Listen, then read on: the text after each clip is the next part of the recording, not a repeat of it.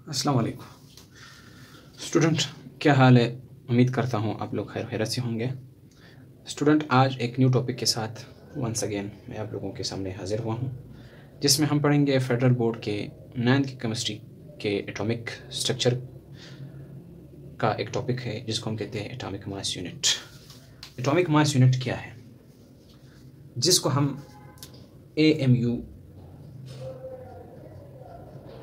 Atomic mass unit. Atomic mass unit क्या है students? For example, जब आप एक दीवार बनाते हो, एक दीवार को बनाने के लिए आप डिफरेंट थिंग्स लाते हो, लेकिन इसमें जो हाईएस्ट परसेंटेज बाय यूजेज है वो आपका ईंट है।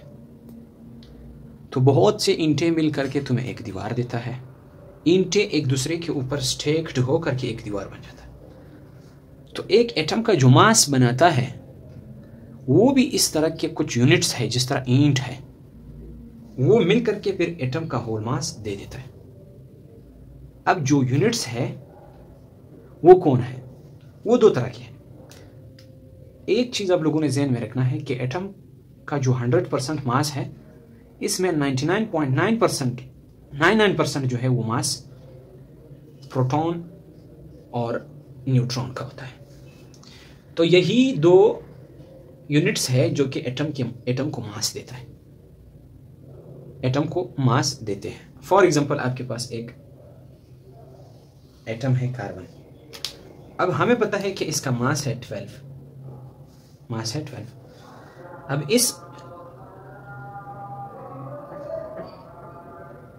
अब इसमें जो आपके पास ब्लैक यूनिट्स आपको नजर आ रहे हैं, और आप इसमें रेड यूनिट्स नजर आ रहे हैं। जो ब्लैक है ये आपके पास है प्रोटॉन, और जो रेड है ये आपके पास है न्यूट्रॉन। लेकिन प्रोटॉन और न्यूट्रॉन चूंकि इस कार्बन में क्या है, सेम है। हर एटम में सेम नहीं हो सकता है, सेम भी हो सकता है और ज्यादा भी हो सकता है। कार्बन में आपके पास क्या है, दोनों सेम। अब ये जो प्रोटॉन है, इस पूरे एटम को जो मास देता है वो कौन देता है? प्रोटॉन और न्यूट्रॉन देता है। यानी क्या ये उसी तरह नहीं है कि जिस तरह वो ईंटें मिल करके दीवार बना देता था 100%? तो इसी तरह हमारे पास जो है प्रोटॉन और न्यूट्रॉन मिल करके एटम को मास दे देता है। यस, तो ये जो प्रोटॉन और न्यूट्रॉन है ये क्या है? ये स्मॉल यूनिट्स है। किस चीज के? मास के यूनिट्स है। लेकिन है कौन ये एटम है। तो इसी वजह से ये जो स्मॉल यूनिट्स है, इसी को हम क्या कहते हैं? एटॉमिक मास यूनिट्स कहते हैं। इसी स्मॉल यूनिट्स को जो एटम को मास देता है, इसको हम क्या कहते हैं? एटॉमिक मास यूनिट कहते हैं। इसको हम क्या कहते हैं स्टूडेंट्स? एटॉमिक मास यूनिट कहते हैं। अच्छा, तो इसमें से जो हर पार्ट ये AMU है। हर पार्ट आपके पास क्या है? एटॉमिक मास यूनिट है। हर पार्ट आपके पास एटॉमिक मास यूनिट है।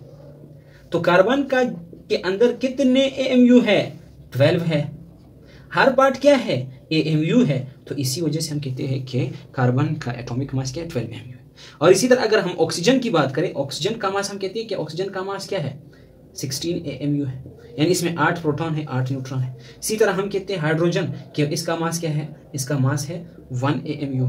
इसमें सिर्फ एक प्रोटॉन है। इसी तरह हम कहते हैं हीलियम, इसका मास है 4 AMU। तो इसमें सिर्फ 2 प्रोटॉन और 2 न्यूट्रॉन है। इसी तरह हम कहते हैं नाइट्रोजन का जो मास है वो 7 AMU है। इसमें जो है इसका जो मास है वो है 7 AMU। इसमें 14 AMU है, 7 न्यूट्रॉन है, 7 प्रोटॉन है। इसी तरह हमारे पास जो है, जो बोरोन है, इसका मास क्या है? वो 11 AMU है। यानी इसमें 11 यूनिट्स है। किस चीज के? मास के। वो प्रोटॉन भी है और न्यूट्रॉन भी है। हाँ, अब इसको डिफाइन किस तरह करते हैं? ये बात आती है।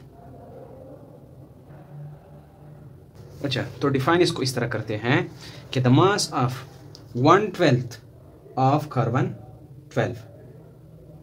यानी क्या बोल रहे हैं आपको कि आपके पास अगर the mass of 1/12 of carbon 12 atom, कह रहा है कि हमें पता है ना कि कार्बन के जो 12 पार्ट्स थे, उसके जो उस 12 पार्ट्स में से जो एक पार्ट है, इसको हम क्या कहते हैं?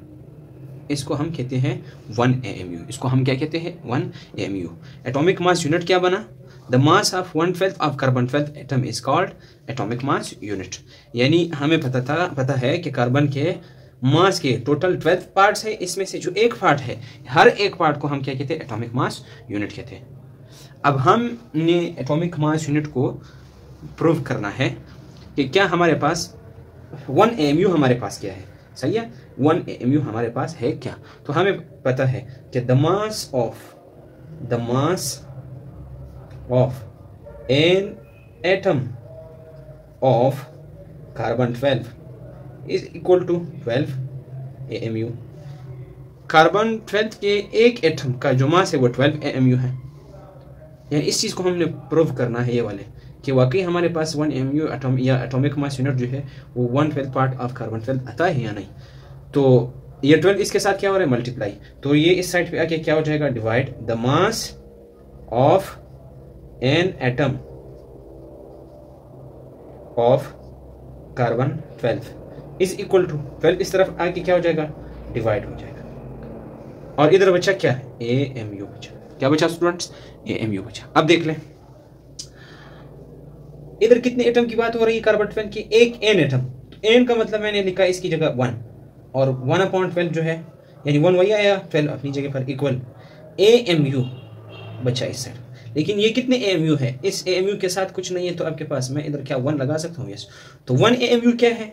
1 AMU को डिफाइन हम किस तरह करते हैं कि भाई अगर आपके पास एक एटम है कार्बन का, उसके मास के 12 पार्ट्स है, इस 12 पार्ट में से जो एक पार्ट होता है इसको हम क्या कहते हैं? 1 AMU कहते हैं। उम्मीद करता हूँ स्टूडेंट आप लोगों को समझ आ गया होगा। अगर लेक्चर समझ आ जाए, पसंद भी आ जाए, तो साथ में लाइक करें, अपने फ्रेंड्स के साथ शेयर किया करें और सब्सक्राइब करें। बेल आइकन को ज़रूर प्रेस किया करें ताकि नए आने वीडियोस की नोटिफिकेशन आपको मिलते रहे। Thank you. अल्लाह हाफिज़।